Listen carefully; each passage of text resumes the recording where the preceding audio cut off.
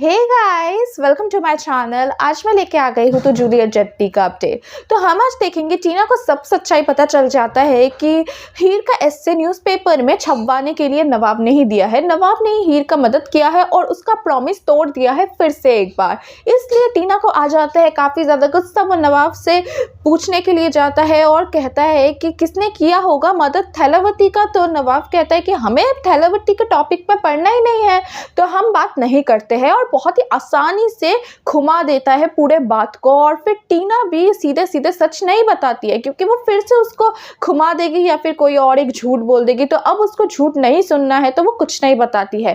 ठीक तभी नवाब देख लेता है कि उधर हीर भी आ गई है। नवाब साइड में हीर के पास चला जाता है और हीर भी एक प्लेट में थैंक यू बना के सॉस से नवाब को दिखाते हुए इशारों में थैंक यू कहता है, और नवाब भी उसको देख के मुस्कुराने लगता है। और टीना को ये देख के काफ़ी ज़्यादा जेलसी होती है। टीना जैसे ही उधर जाता है, हीर और नवाब अलग अलग जगह में चले जाते हैं, अलग अलग डायरेक्शन में मुड़कर। और फिर टीना को काफ़ी ज़्यादा गुस्सा आते हैं। टीना के दोस्त भी कह रहे थे कि नवाब का तूने कुछ किया क्यों नहीं। ठीक तभी टीना कहती है कि मेरी असली दुश्मन वो थैलावती है। अब वो ऐसा कोई काम करने वाली है जिससे थैलावती या तो खुद इस कॉलेज को छोड़ के चला जाए या फिर टीना ही उसको निकाल देके धक्का मार के। तो अब क्या करने वाली है टीना हीर के साथ।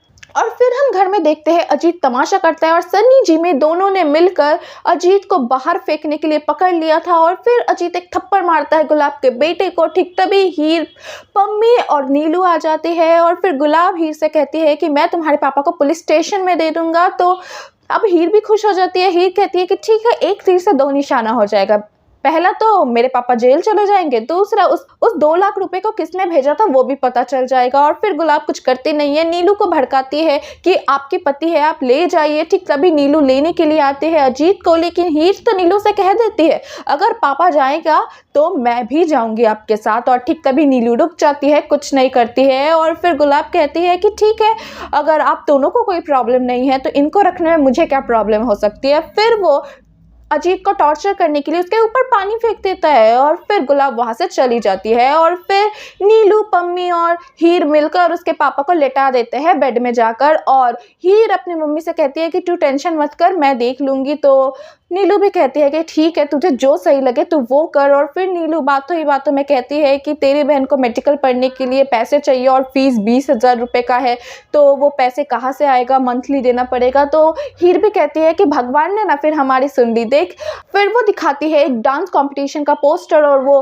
कहती है अपनी मम्मी से कि मेरे कॉलेज में डांस कंपटीशन है, आज उसका ऑडिशन है, मैं आज ऑडिशन के लिए नाम लिखवा देती हूँ और मुझे लगता है भगवान की कृपा से मैं जीत भी जाऊंगी। और प्राइस मनी 50,000 रुपये बताती है। तो नीलू और हीर दोनों काफ़ी ज़्यादा खुश हो जाते हैं और फिर हीर निकल जाती है अपने ऑडिशन के लिए। और हम देखते हैं उधर, और गुलाब भी सभी तैयारियां कर लेती है क्योंकि क्लब मेंबर्स आने वाली थी प्रेसिडेंट चुनने के लिए। और गुलाबी हर बार प्रेसिडेंट बनती है, तो इस बार भी वो सोच रही है कि वो ही प्रेसिडेंट बनेगी। तो वोटिंग सेरेमनी उसी के घर में होना था, तो वो पूरी तैयारियां तो जोरों शोरों से शुरू कर देती है। ठीक तभी ऋचा कहती है कि जब तक हीर के पापा इधर है तब तक कुछ भी अच्छे से नहीं होने वाला है। ठीक तभी गुलाब कहती है कि तुम चिंता मत करो, उसके लिए भी मेरे पास एक प्लान है।